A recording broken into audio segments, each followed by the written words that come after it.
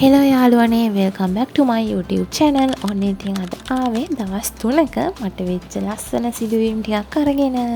මේ ඉතින් තියෙන්නේ ජූනි 28 වෙනිදා. ඒ කියන්නේ මේ පහුගිය ඉරිදා අපි හදපු කේක් එකක්. ඔය ඉතින් ඒ කේක් එක ඇත්තටම විශේෂ කේක් එකක්. මොකද මගේ පළවෙනි එක්ස්පීරියන්ස් එක තමයි ෆ්‍රෙෂ් ෆ්ලවර්ස් තියලා හදපු. මේ තියෙන්නේ ඒක. හෝම් කවින් එකට තමයි කේක් එක ගත්තේ මිස්. මගේ අලුත් කස්ටමර් කෙනෙක්. ඉතින් ඇත්තටම ගොඩක් සතුටුයි. ඒ කස්ටමර් ගොඩක් රහයි ලස්සනයි කියලා කිව්වා කේක් එක. මේ ඉතින් බලන්නකො මේක. හරිම සිම්පල් එලිගන්ට් ලුක් එකක් තමයි කේක් එකට තියෙන්නේ. ඕගොල්ලෝ බලන්න ඉන්නකෝ. මේ වගේ මේක නම් කැමට ගන්න බෑ නන් එඩිබල් පබළු වැලක් තමයි අපි දැම්මේ. ඒකත් මං චුට්ටක් අම්මට කිව්වා උදව් කරන්න කියලා. මොකද මේ ඒක එක පැත්තකින් අපි සෙට් කරනකොට අනිත් පැත්තෙන් චුට්ටක් ගැලවෙන්න බාර නිසා ඊට පස්සේ මේ වගේ ලස්සනට එඩිබල් පර්ස් දාලා තමයි ඩිසයින් එක තවත් ලස්සන කරගත්තේ. ඒ තිබ්බ විදිහට මේක ආවා. මේ තියෙන ෆ්‍රෙෂ් රෝසස් අපිට ෆ්‍රෙෂ් රෝසස් ෆ්‍රෙෂ් ෆ්ලවර්ස් එක පාට කේක් සෙට් කරගන්න බෑ. අපි ඒක හරි විදිහට තමයි සෙට් කරන්න ඕනේ. ඒ කියන්නේ මේ වගේ පුළුන් කෑල්ලකට වතුර චුට්ටක් ගාලා. මොකද නැචරල් ෆ්ලවර්ස් වල ඒ කියන්නේ තියනවානේ අපිට දන්නේ අපි විස වෙනවද කොහොමද කියන්න. අපි රිජිෆෝම් ඩමි එකකට වගේ අපිට සෙට් කරනවා නම් අපිට නෝමල් සෙට් කරන්න පුළුවන්. ඒ වුණාට අපි කන කේක් එකකට අපි හොඳට බලලා මේ විදිහට සෞඛ්‍ය ආරක්ෂිත වෙන විදිහට තමයි සෙට් කරන්න ඕනේ. අර වගේ බටයකට දාලා සෙට් කරාම අපිට කිසිම ප්‍රශ්නයක් වෙන්නේ නැහැ. මම ඉතින් කෝකටත් කියලා වතුර ටිකකුත් ස්ප්‍රේ කරලාම තමයි කේක් එකට සෙට් කරේ. ෆ්‍රෙෂ් රෝසස් ටික බලන්නකෝ ඉතින්. මේ තියෙන ෆයිනල් අවුට්පුට් එක. ඩිසයින් එක සිම්පල් වුණාට ඒකේ ලස්සන කොහොමද බලන්නකෝ. කස්ටමර් කිව්ව විදිහටම ටොපර් එකකුත් ඒකට අපි ඇඩ් කරා. මේ තියෙන්නේ ඒ දවසේම හවස. තව කේක් එකකුත් හදන්න තිබ්බනේ. මේ තියෙන්නේ පහුවෙනිදා.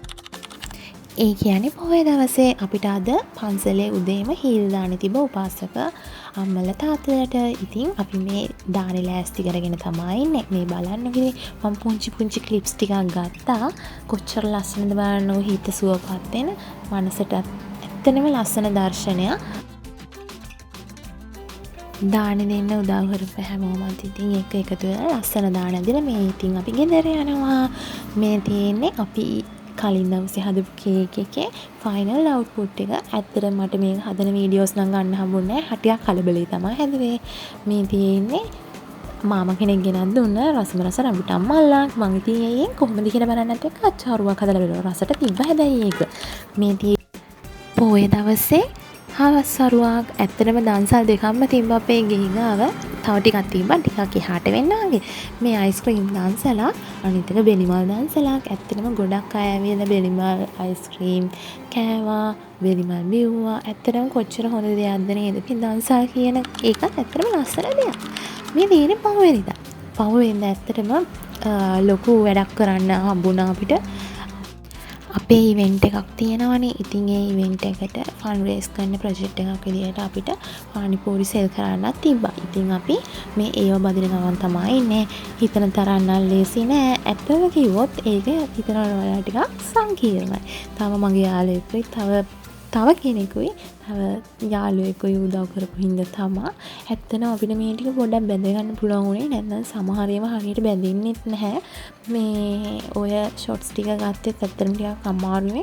මොකද මේ ලිප ළඟ හිටගෙන ඉන්න ටිකක් අමාරු හින්දා මේවා ටිකක් බැඳේ ඉක්මනට බැඳෙනවා. සමහර ඒවා ඉක්මනට බැඳෙන්නෙත් නැහැ. චුට්ටක් පාට වෙනකන් එහෙම තියන්නත් ඕනේ. ඉතින් මේ පේනවා නේද? අර චූටි පෙත්තක් වගේ දැම්මට කොච්චර ලොකු බෝලයක් වෙනවද කියලා. අන්තිමේදී ඉතින් අපි කොහොම හරි බැද්දා. අපි 320කට විතර වැඩි වෙන්න වගේ බැද්දා. ඇත්තටම සතුටුයි ඉතින්. කාලත් බැලුවා ඉතින් එකක් දෙකක්. හැබැයි හොඳට තිබ්බා. මොකද අපි කලින් කාලත් නැහනේ. ආයේ අපි තවත් ලස්සන වීඩියෝ එකකින් හම්බෙමු.